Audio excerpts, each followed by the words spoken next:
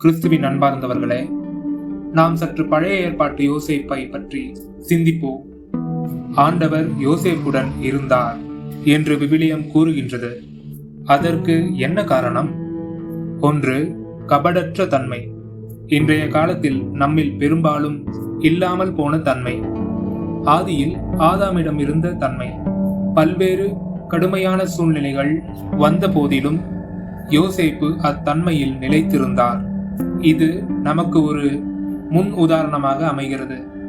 ஆண்டவருக்கும் நமக்குமான உறவில் இந்த கபடற்ற தன்மையின் முக்கியத்துவத்தை இது உணர்த்துகிறது. இரண்டாவது, ஆண்டவரையும் அவருடைய கட்டளைகளையும் உள்ளத்தில் இருத்தி வாழ்வது. ஒரு கட்டத்தில் பாவம் செய்யும் சூழ்நிலை வந்த போதிலும் இந்த மாபெரும் தீச்செயலை செய்து கடவுளுக்கு எதிராக பாவம் செய்யலாமா என்று சொன்னார். இவ்விதமாக பாவத்தை தவிர்த்தார்.